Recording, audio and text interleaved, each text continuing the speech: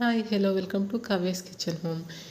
ಮಂಗಳೂರು ಸ್ಟೈಲಲ್ಲಿ ನಾವಿವತ್ತು ಚಿಕನ್ ಸುಕ್ಕ ಹೇಗೆ ಮಾಡೋದು ಅಂತ ತೋರಿಸ್ಕೊಡ್ತೀನಿ. ತುಂಬ ಚೆನ್ನಾಗಿರುತ್ತೆ, ತುಂಬ ಟೇಸ್ಟಿಯಾಗಿರುತ್ತೆ. ನೀವು ಇದನ್ನು ದೋಸೆ ಜೊತೆ ಮತ್ತು ಚಪಾತಿ ಜೊತೆ ಮತ್ತು ರೈಸ್ ಜೊತೆನೂ ಕೂಡ ತಿನ್ಬೋದು. ತುಂಬ ಚೆನ್ನಾಗಿರುತ್ತೆ. ಬನ್ನಿ ಹೇಗೆ ಮಾಡೋದು ಅಂತ ನೋಡೋಣ. ನೋಡಿ, ನಾನು ಒಂದು ಪಾತ್ರೆನ ಸ್ಟವ್ ಮೇಲೆ ಇಟ್ಟು ಅದನ್ನು ಬಿಸಿ ಮಾಡಿ ಅದಕ್ಕೆ ನಾನು ಒಂದು 2 ಟೀ ಸ್ಪೂನಷ್ಟು ಧನಿಯಾ ಕಾಳನ್ನು ಹಾಕಿ ಅದನ್ನು ಫ್ರೈ ಮಾಡ್ಕೊತಾ ಇದ್ದೀನಿ. ನಂತರ ಒಂದು ಅರ್ಧ ಸ್ಪೂನಷ್ಟು ಓಮ್ ಕಾಳನ್ನು ಹಾಕಿ ಅದನ್ನು ಕೂಡ ಫ್ರೈ ಮಾಡಿ, ನಂತರ ಮತ್ತೆ ಒಂದು ಅರ್ಧ ಸ್ಪೂನು ಕಾಳು ಮೆಣಸು ಮತ್ತು ಒಂದು 2ರಿಂದ 3 ಲವಂಗ, ಎರಡು ಏಲಕ್ಕಿ ಮತ್ತು ಚಕ್ಕೆ ಎಲ್ಲ ಕೂಡ ಹಾಕಿ ಅದನ್ನು ಕೂಡ ಫ್ರೈ ಮಾಡಿ ಸೈಡಲ್ಲಿ ಎತ್ತಿಟ್ಕೊಳ್ಳೋಣ. ಅದನ್ನು ರುಬ್ಕೊಂಡು ಪುಡಿ ಮಾಡಿ ಇಟ್ಕೊಬೇಕಾಗುತ್ತೆ.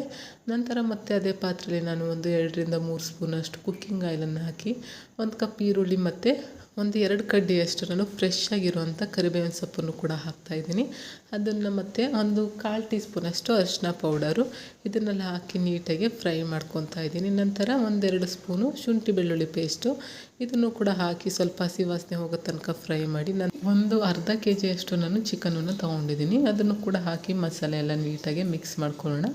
ಮಿಕ್ಸ್ ಮಾಡಿ ಆದಮೇಲೆ ಇದಕ್ಕೆ ನಾನು ರುಚಿಗೆ ಎಷ್ಟು ಬೇಕೋ ಅಷ್ಟು ಉಪ್ಪನ್ನು ಹಾಕಿ ಅದನ್ನು ಹಾಗೆ ಮುಚ್ಚಿ ಲೋ ಫ್ಲೇಮಲ್ಲಿ ಬೇಯೋದಕ್ಕೆ ಅಂತ ಬಿಟ್ಟಿದ್ದೀನಿ. ನಂತರ ನಾನು ಆವಾಗಲೇ ಮಸಾಲೆ ಐಟಮ್ಸ್ ಎಲ್ಲ ಹುರಿದು ಇಟ್ಕೊಂಡಿದ್ನಲ್ಲ, ಅದ್ರ ಜೊತೆ ತೆಂಗಿನಕಾಯಿ ಹಾಕಬೇಕಿತ್ತು, ಬಟ್ ನಾನು ಸ್ಕಿಪ್ ಮಾಡಿದ್ದೆ. ಆ ತೆಂಗಿನಕಾಯಿ ಕೂಡ ಹಾಕಿ ಅದನ್ನೆಲ್ಲ ರುಬ್ಬಿ ಈ ರೀತಿ ನಾನು ಅದನ್ನು ಮಸಾಲೆನೆಲ್ಲ ಪೌಡರ್ ಮಾಡಿ ಇಟ್ಕೊಂಡಿದ್ದೀನಿ. ನಂತರ ಆ ಪೌಡರ್ನು ಕೂಡ ನಾನು ಚಿಕನ್ ಜೊತೆ ಹಾಕಿ ನೀಟಾಗಿ ಮಿಕ್ಸ್ ಮಾಡ್ಕೊತಾ ಇದ್ದೀನಿ.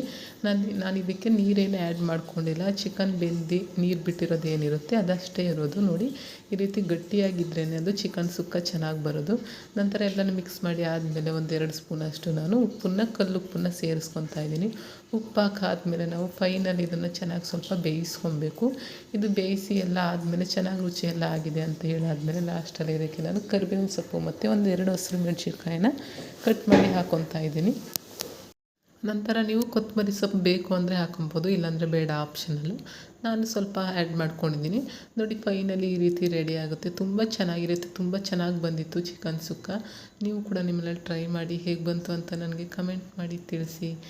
ನಾನು ತೋರಿಸ್ಕೊಟ್ಟ ರೀತಿಯೇ ನೀವು ಟ್ರೈ ಮಾಡಿದ್ರೆ ತುಂಬ ಚೆನ್ನಾಗಿ ಬರುತ್ತೆ ಚಿಕನ್ ಸುಕ್ಕ. ಇದನ್ನು ನೀವು ಚಪಾತಿ ಜೊತೆ ತಿಂದರೆ ತುಂಬ ಟೇಸ್ಟಿಯಾಗಿ ತುಂಬ ಚೆನ್ನಾಗಿರುತ್ತೆ. ಫಸ್ಟ್ ಟೈಮ್ ಟ್ರೈ ಮಾಡಿದ್ರು ಕೂಡ ತುಂಬ ಚೆನ್ನಾಗಿ ಬರುತ್ತೆ. ಟ್ರೈ ಮಾಡಿ ನೋಡಿ.